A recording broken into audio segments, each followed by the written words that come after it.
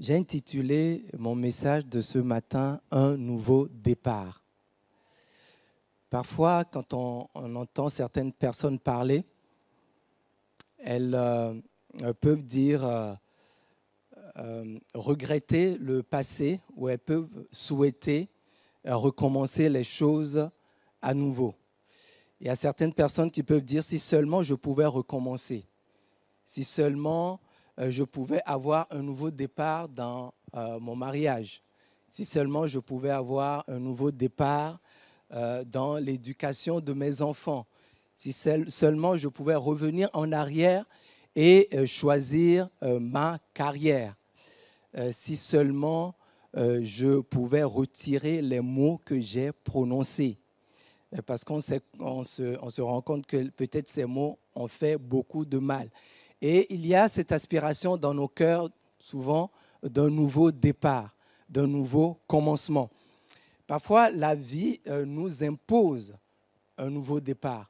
Quand, par exemple, il y a un licenciement, par exemple, ou suite à un déménagement, on vient dans une nouvelle ville, dans une nouvelle église, on ne connaît pas les personnes et il faut un nouveau départ dans les relations, un nouveau départ dans la recherche peut-être d'emploi, de logement, etc. Et parfois, la vie nous enlève des êtres chers et on a besoin de réapprendre à vivre sans ces personnes-là. Ou, au contraire, c'est des naissances dans les familles qui chamboulent les habitudes de vie et qui imposent aussi un nouveau départ. Et parfois, on aspire à un nouveau départ après des chutes et des rechutes dans un péché, dans une dépendance particulière. On a envie que ça se termine et on a envie de recommencer. On a envie d'une nouvelle chance. Et la Bible, gloire à Dieu de ce que notre Dieu est un Dieu qui nous offre de nouveaux départs. Notre Dieu est un Dieu qui fait toutes choses nouvelles, qui les renouvelle et il n'a pas de limite. Et nous allons voir ce matin comment est-ce que Dieu peut nous offrir un nouveau départ. Alors je ne sais pas si ce matin vous aspirez à quelque chose de nouveau, vous aspirez à un changement, vous aspirez à ce que les choses soient différentes, mais le Saint-Esprit peut nous aider. Et j'aimerais qu'on puisse voir la vie d'un homme qui, en apparence, n'avait pas besoin d'un nouveau départ. C'était un homme qui avait une bonne position sociale, qui était riche, qui n'avait pas entre guillemets, de grands péchés, mais c'était un homme qui a eu une faim et une soif d'un nouveau départ. Je vous invite à lire avec moi l'évangile de Luc au chapitre 19 à partir du verset 1. Cet homme, c'est Zachée. Je lis, Jésus étant entré dans Jéricho, traversait la ville. Et voici un homme riche, appelé Zachée, chef des publicains, cherchait à voir qui était Jésus. Mais il ne pouvait y parvenir à cause de la foule, car il était de petite taille. Il courut en avant et monta sur un sycomore pour le voir, parce qu'il devait passer par là. Lorsque Jésus fut arrivé à cet endroit, il leva les yeux et lui dit, « Zachée, hâte-toi de descendre, car il faut que je demeure aujourd'hui dans ta maison. » Zachée se hâta de descendre et le reçut avec joie. Voyant cela, tous murmuraient et disaient, « Il est allé loger chez un homme pécheur. » Mais Zachée, se tenant devant le Seigneur, lui dit, « Voici, Seigneur, je donne aux pauvres la moitié de mes biens, et si j'ai fait tort de quelque chose à quelqu'un, je lui rends le quadruple. » Jésus lui dit, « Le salut est entré aujourd'hui dans cette maison, parce que celui-ci est aussi un fils d'Abraham, car le Fils de l'homme est venu chercher et sauver ce qui était perdu. » Je le disais tout à l'heure, en apparence, Zachée n'avait pas besoin qu'on lui offre un nouveau départ, mais lui, il ressentait dans son être entier qu'il avait besoin de quelque chose de nouveau. Sans doute, Zachée a dû avoir entendu parler de Jésus.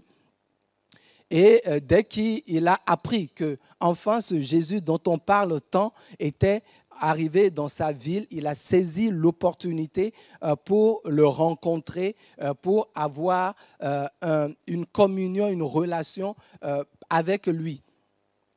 Peut-être que vous entendez parler de Jésus de loin, ou que vous entendez parler de Jésus sur Internet, ou que vous avez entendu parler de Jésus de vos parents ou par des proches. Mais à un moment, il y a besoin que chacun puisse faire une rencontre et un face-à-face personnel avec ce Jésus dont on parle. Et Zachée ne s'est pas laissé décourager par les circonstances. La Bible nous dit qu'il était de petite taille. Donc, de là où il était, il ne pouvait pas apercevoir Jésus. Qu'à cela ne tienne, il s'est dit, je vais monter sur un sycomore pour pouvoir l'atteindre, pour pouvoir le voir. Ça veut dire que Zachée a fait des efforts pour pouvoir rencontrer, pour pouvoir accéder à Jésus et pour pouvoir bénéficier de ce nouveau départ. Donc, mon premier point, c'est Zachée, un homme qui avait besoin d'un nouveau départ. Je ne sais pas si ce matin, vous sentez dans votre cœur que vous avez besoin d'un nouveau départ, ou si la vie vous impose un nouveau départ, ou les circonstances vous imposent de revoir vos habitudes de vie, de revoir votre façon de fonctionner et de prendre un nouveau départ. Avec ma famille, ça fait 1 an que nous faisions les allers-retours entre Tours et Orléans, mais cette année, nous avons déménagé définitivement au mois de juillet et nous sommes confrontés à un nouveau départ. Mes filles sont dans un nouveau collège, un nouveau lycée. Mon petit de 3 ans a commencé l'école en petite section et c'est des bouleversements, c'est des changements. Le service parmi vous, c'est un nouveau départ pour nous. Et toute la question, c'est comment est-ce que nous abordons ce nouveau départ avec le Seigneur? Quelles sont les perspectives de Dieu pour nous dans ce nouveau départ? Et je ne sais pas si vous vivez des bouleversements de toutes sortes dans votre vie, mais j'aimerais nous inviter à l'aborder avec le Seigneur, avec Jésus-Christ. Parce qu'avec lui, les perspectives changent et avec lui, on vit les choses différemment. Donc, Zachée avait cette faim et cette soif au plus profond de lui-même pour que quelque chose change, pour que quelque chose soit transformé. Il était péagé, mais il était juif. Il percevait les impôts des Juifs pour les donner aux Romains. Donc, c'est vrai qu'il avait une situation sociale qui était enviable, mais il était mal vu des Juifs de son époque. Et sans doute, il devait sentir que son poste, bien sûr, rapportait de l'argent, mais il était critiqué. C'est pour ça que les pharisiens voyaient les péagers comme des gens de mauvaise vie. Et c'est pour ça qu'ils s'étonnaient à chaque fois que Jésus était à côté d'eux. Mais on sait que Dieu ne rejette personne. Pour l'âme qui a faim et soif de lui et qui s'approche de lui avec un cœur repentant, Dieu l'accueille avec joie. Et la Bible nous dit que les anges sont dans la joie et sont dans la fête chaque fois qu'un repentant vient vers lui. Donc Zachée a cherché à voir Jésus-Christ. Et au verset 6, il nous est dit, verset 5, pardon, lorsque Jésus fut arrivé à cet endroit, il leva les yeux et lui dit, « Zachée, hâte-toi de descendre, car il faut que je demeure aujourd'hui dans ta maison. » Quand j'ai lu ce passage, je me suis demandé comment est-ce que Jésus a fait pour connaître le nom de Zachée. Au début de la lecture, il nous a dit que Jésus est rentré dans une ville, il traversait la foule, et puis il voit un homme sur un sycomore, il s'arrête, et puis il dit, « Zachée, descends. » Jésus avait tous les dons spirituels.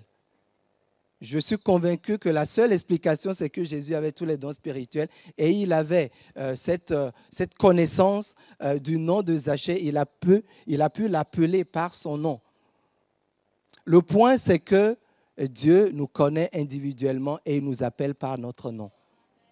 Il nous appelle, chacun de nous, individuellement par notre nom. Et Dieu qui nous appelle par notre nom, ça veut dire qu'il connaît notre situation, il connaît notre passé, il connaît les troubles de notre cœur, il connaît nos défis, il connaît notre aspiration profonde au changement, notre aspiration profonde à un nouveau départ. Et il nous appelle, hâte-toi de descendre. À toi de descendre de ta position, de là où tu es. À toi de descendre, de sortir de ta situation. À toi de descendre de ton éloignement parce que je veux demeurer avec toi. Donc Jésus a appelé Zachée, Zachée, à toi de descendre. Et à l'appel de Jésus-Christ, à l'appel du Saint-Esprit, il y a toujours une réponse qui vient de nous. Et au verset 6, il nous est dit, Zachée se hâta de descendre et le reçut avec joie. Recevoir Jésus-Christ avec joie, c'est un point de départ capital dans notre vie. Lorsque j'avais 19 ans, Dieu a été patient avec moi parce qu'il a mandaté des chrétiens pour me parler de lui pendant 3 années. Et pendant 3 années, j'ai résisté. Pendant 3 années, j'ai dit non au Seigneur. Mais Jésus-Christ n'arrête pas de nous poursuivre de son amour, de nous parler, de nous appeler pour venir à lui. Et lorsque j'ai capitulé devant lui, lorsque je l'ai accepté comme Seigneur et Sauveur personnel, il y a eu un nouveau départ dans ma vie. Et je ne regrette pas ce nouveau départ. Si tu es ici ce matin et que tu n'as pas fait cette réconciliation avec Dieu, le Dieu qui t'a créé, qui t'appelle par ton nom, qui te connaît depuis ta naissance, si tu ne t'es pas réconcilié avec lui, il t'appelle. Il t'appelle à ce que tu descendes et que tu viennes vers lui. Alors, descendre et venir vers lui, c'est imagé, mais ça veut dire simplement qu'à un moment, tu lui donnes ta vie. Que tu dis, Seigneur Jésus-Christ, j'accepte de rentrer dans cette alliance avec toi. Dans cette alliance où je reconnais que ton fils a payé le prix pour moi. Dans cette alliance où je sais que je suis pardonné de mes péchés et que désormais, je peux être appelé fils et fille de Dieu. Et c'est un nouveau départ. Ça change la vie. L'une de nos plus grandes joies dans le ministère, en tant que pasteur, c'est de voir les vies changer, les vies transformées.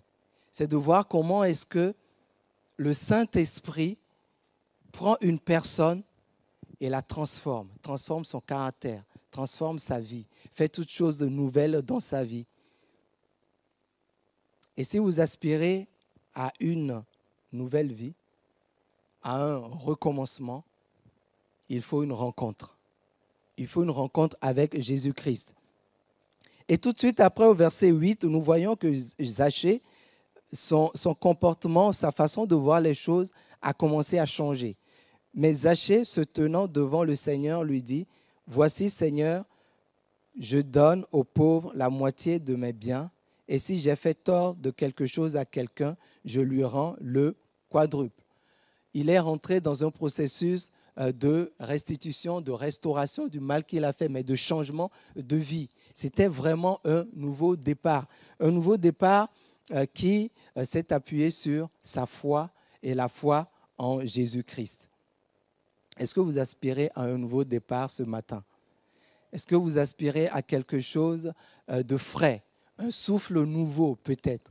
Nous avons besoin, si nous aspirons à un nouveau départ, de faire la paix avec Jésus-Christ, de nous réconcilier avec Jésus-Christ.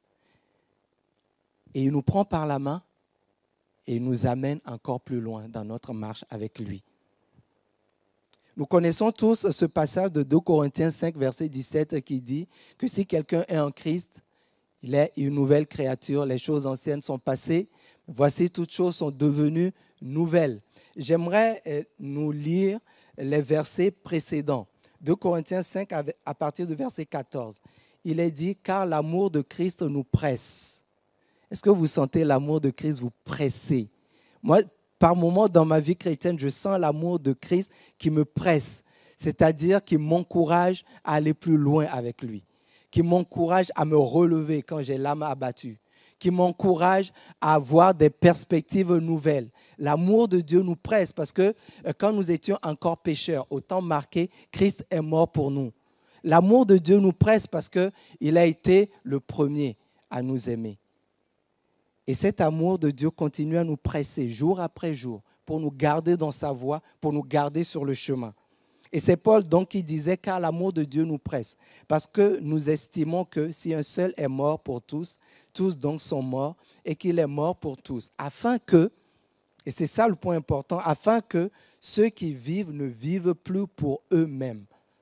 Rester dans ce nouveau départ implique de ne plus vivre pour nous-mêmes, le renoncement à soi, mais pour celui qui est mort et ressuscité pour eux.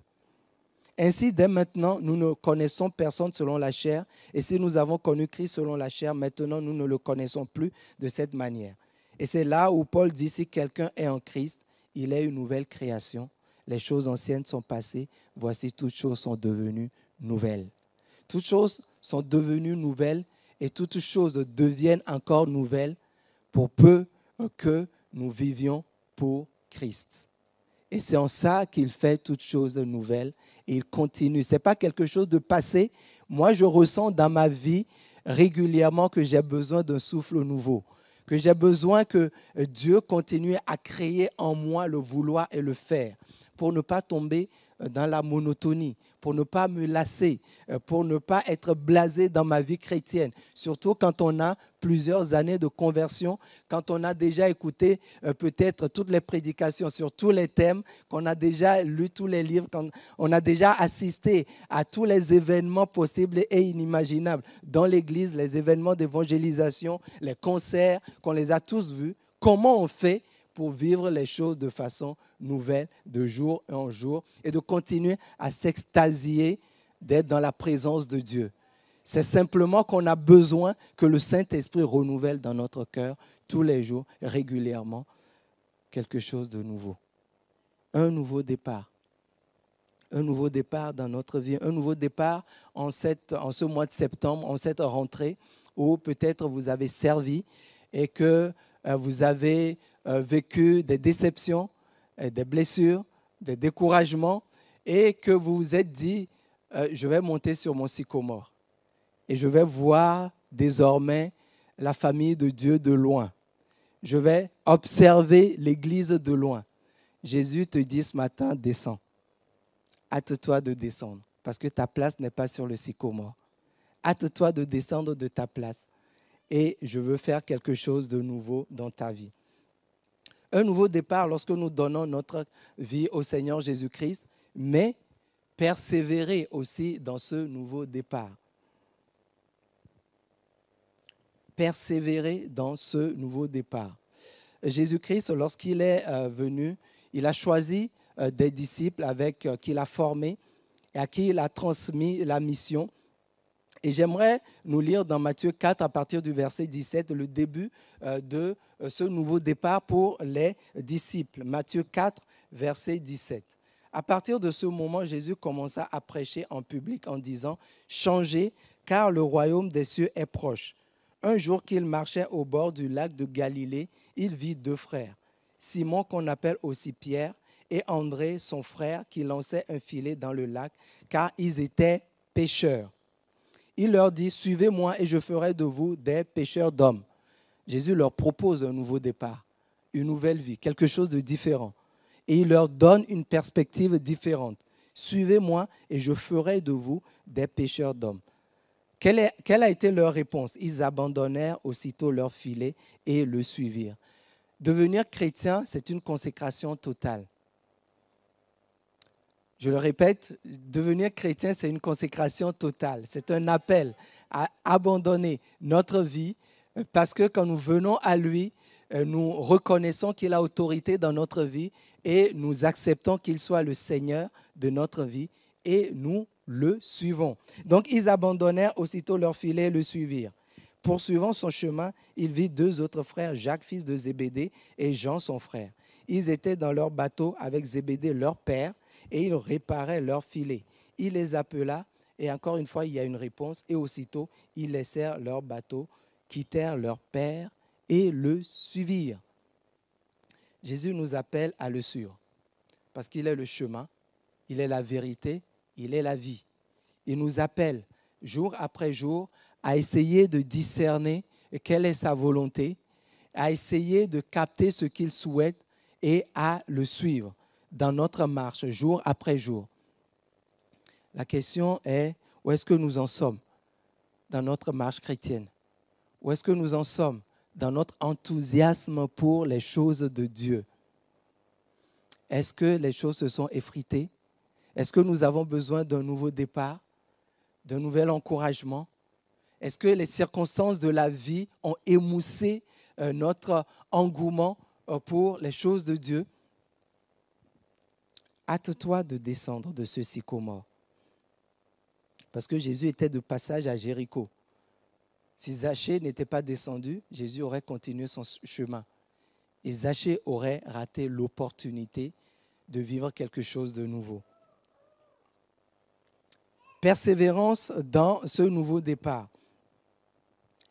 Les disciples ont vécu des expériences merveilleuses avec Jésus-Christ. Pierre, par exemple, a marché sur l'eau. Ils ont vécu des guérisons, des résurrections. Mais ils ont vécu aussi le jardin de Gethsémani. Ils ont vécu la croix, ils ont vécu la mort. Et à un moment de leur vie, c'est comme si les choses s'étaient estompées. C'est comme s'ils n'avaient plus de perspective.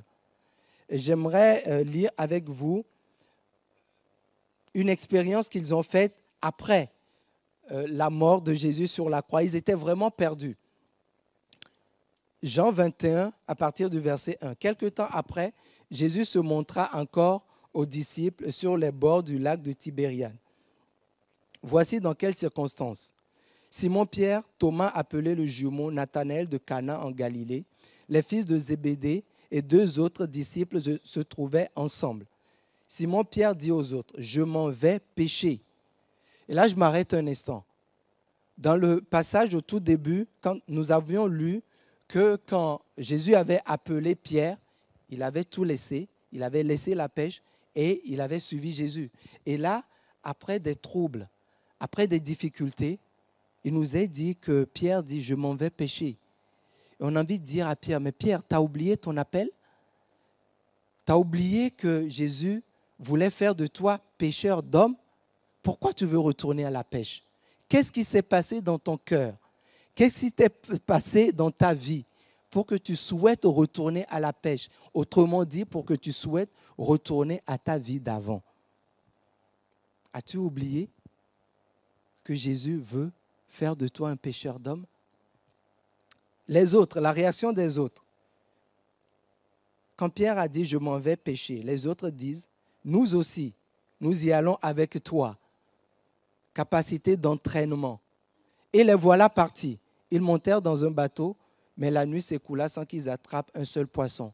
Mais Dieu est plein de miséricorde, même dans nos errements, même lorsque nous avons envie de revenir en arrière, lorsque nous pensons que toutes choses sont perdues, lorsque nous pensons que le mariage n'est pas rattrapable, lorsque nous pensons que nous avons loupé l'éducation de nos enfants, lorsque nous pensons que nous sommes passés à côté d'une opportunité de carrière, que nous avons l'âme abattue, l'âme découragée,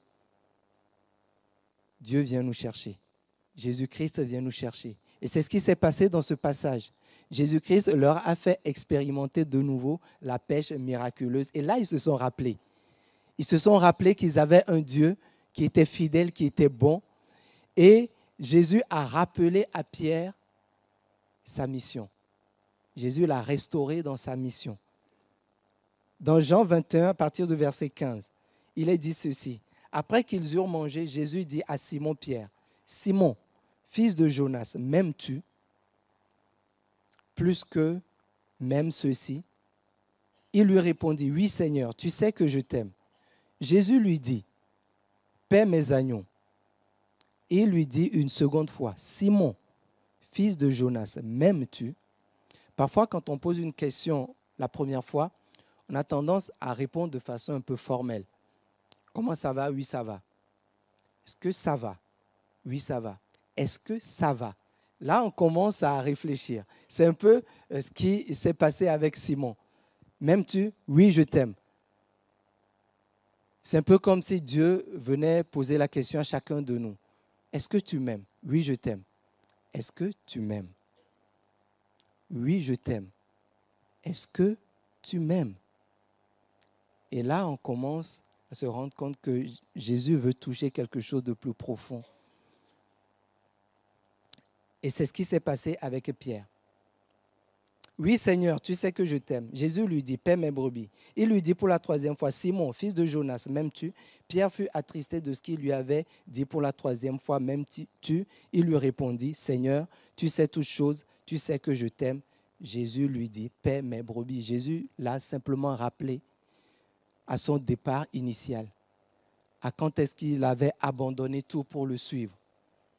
Et il avait été tenté de retourner à la pêche, parce que les circonstances l'avaient découragé, parce qu'il s'était senti perdu dans les circonstances. Il n'avait plus de perspective. Mais Dieu est bon. Il est plein de miséricorde et il sait venir nous chercher. Et ce matin, si tu es ici, ce n'est pas un hasard.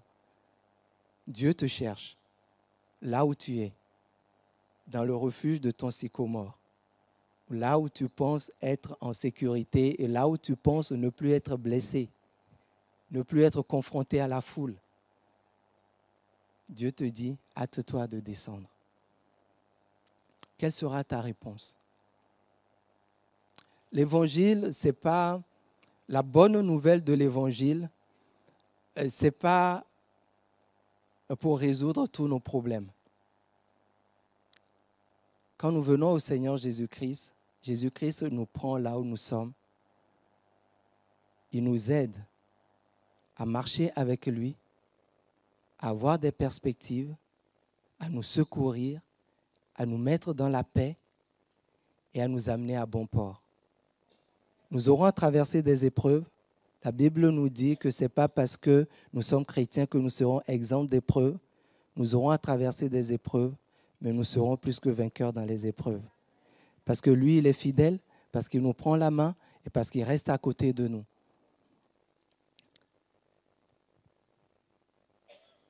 Où est-ce que tu en es dans ta marche chrétienne? Est-ce que tu connais Jésus-Christ? Est-ce que tu as fait la paix avec lui? Est-ce que tu as décidé de rester dans cette dépendance, dans cette circonstance? Ou est-ce que tu entends la voix du Saint-Esprit qui t'appelle à te relever, à revenir pour faire quelque chose de nouveau dans ta vie? J'aimerais inviter le pianiste à s'avancer. J'aimerais vraiment qu'on passe quelques temps dans la prière et laisser vraiment le Saint-Esprit à renouveler les choses dans notre vie, à faire le point avec Dieu pour que Dieu nous donne un souffle nouveau. Est-ce que nous avons besoin d'un souffle nouveau ce matin? Un souffle nouveau pour aborder la rentrée dans la masse de choses à faire. Un souffle nouveau pour être en communion avec le Saint-Esprit. Apocalypse 2, à partir du verset 1. Écrit à l'ange de l'église d'Éphèse. Voici ce que dit celui qui tient les 7 étoiles dans sa main droite, celui qui marche au milieu des 7 chandeliers d'or. Je connais tes œuvres, ton travail et ta persévérance. Je sais que tu ne peux supporter les méchants, que tu as éprouvé ceux qui se disent apôtres et qui ne le sont pas, et que tu les as trouvés menteurs. Que tu as de la persévérance, que tu as souffert à cause de mon nom et que tu ne t'es point lassé. De la même manière que le Saint-Esprit a parlé à l'église d'Éphèse, le Saint-Esprit reconnaît tes efforts, il reconnaît ta souffrance. Dieu reconnaît tes épreuves, il reconnaît ta persévérance. Dieu le voit. Et Dieu veut t'encourager ce matin. Je connais ta persévérance. Je connais ta souffrance. Je connais les moments où tu te retrouves tout seul en train de crier à Dieu. Mais ce que j'ai contre toi, c'est que peut-être tu as abandonné ton premier amour.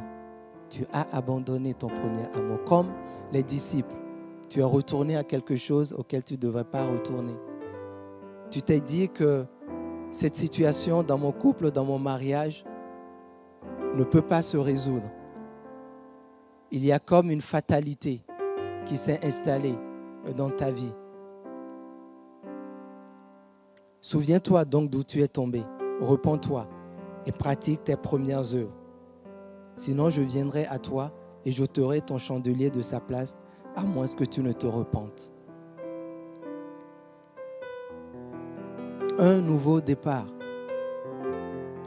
Et c'est l'appel pour chacun de nous ce matin. Un nouveau départ à nous laisser de nouveau pressés par l'amour de Christ. Pressés de toutes parts par l'amour de Christ. À nous encourager à continuer à vivre, non plus pour nous, mais pour lui. À nous laisser ressourcer et renouveler au plus profond de notre être intérieur, quelles que soient les circonstances, quelles que soient les épreuves. Nous avons besoin d'un nouveau départ. Encore, encore et encore.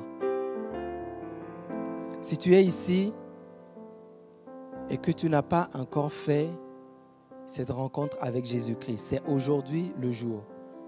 Jésus a dit à Zachée, le salut est entré aujourd'hui dans cette maison.